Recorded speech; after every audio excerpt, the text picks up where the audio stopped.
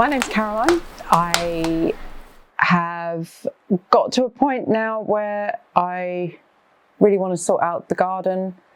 Currently it's reasonably a blank canvas, I would say. We've got a path down the centre of the garden. There's a couple of little beds. I have dabbled with trying to grow veg in the past with mixed success.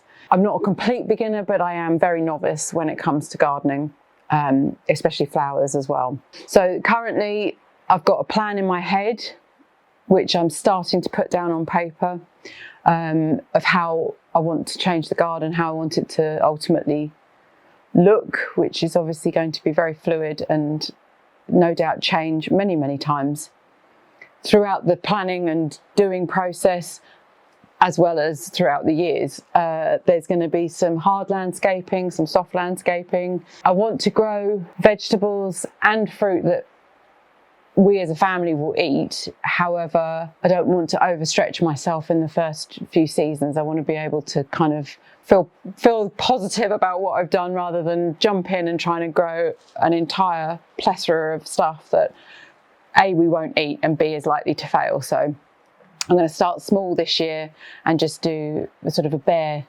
basics of what we're going to eat. And then hopefully with a view to kind of expand that as my knowledge improves. With regards to my knowledge, it is limited. So any ideas or tips, or if you see I'm doing anything wrong, it would be amazing if you could just drop a little thing in the comments saying it'd be better to do it this way, or that would be a better way to tackle this, or feedback would be greatly appreciated.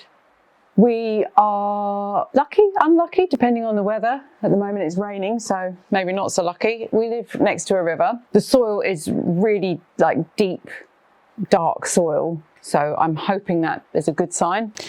I'm thinking of having a bed here. And this is what the soil we've got in this garden, and that's got some worms and bits in there already, so that's got to be a good sign, hasn't it? Getting the garden to a point where we can start to move forward, so things like hedge trimming, cutting the edges of the paths, bit of weeding, trying to sort out the veg patch. We've got an eating apple, a cooking apple and a pear tree in the garden, which are all established, but they've got quite large. So my plan is to cut half of the apple trees back hard, so we still get some fruit on the old tree, on the old last year's growth, and then next year I'll cut the other half. I don't know if that's the right thing to do. I know apples are reasonably difficult to kill. Fingers crossed.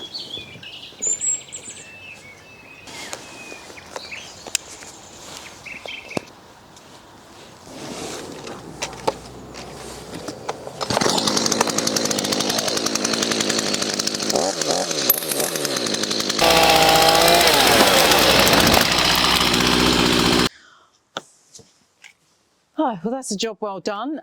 However, I don't know if somebody could advise, but in here, it's just rotted. This limb did produce fruit last year, so there's obviously some goodness still left in it, but should we take the whole limb off, or should I leave it as it is and see what happens? So yeah, ideas on that one would be great.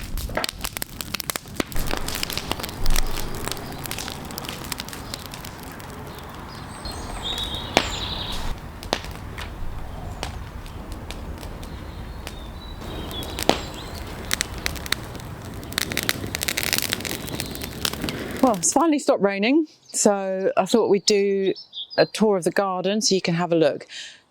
Please bear in mind that to make an omelette, you've got to crack some eggs, and I've certainly started cracking eggs in this garden, so it didn't look as bad as this before I started, but it looks pretty ropey now. Anyway, here we've got an area which was literally just kind of scrubby, sort of nothinginess.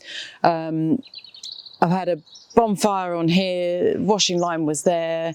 So the plan for this is to put a membrane down, some raised beds with some kitchen herbs, maybe some asparagus, some flowers, bark this bit across to about here, and then have some slabs here so we can still have an incinerator or fires of some description. So it's still a sort of usable space. Barbecue area with seating behind, large grass area here.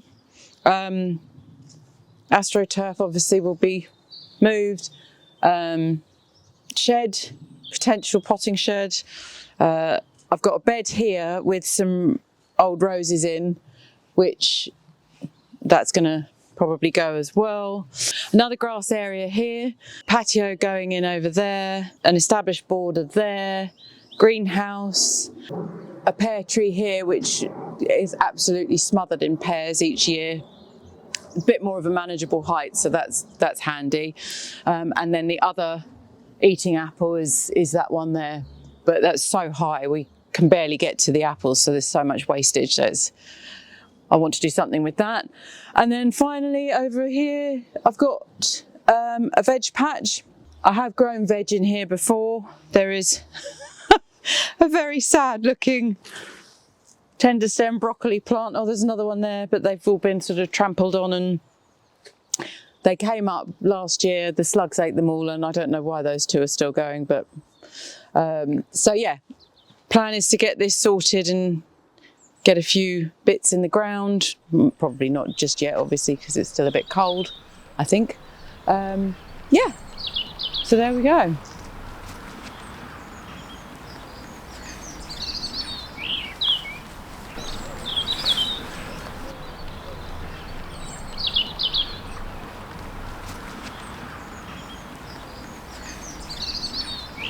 I'm lucky enough to have access to a drone, so I'm going to take an aerial photo of the garden.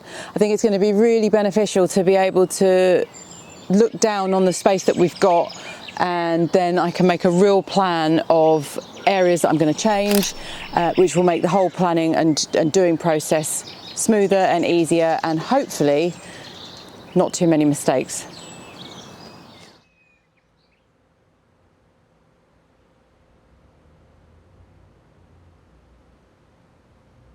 I had a chance to sit down with the computer, look at the footage from the drone shots that I took. So I've now got an aerial view of the garden. I have made a plan.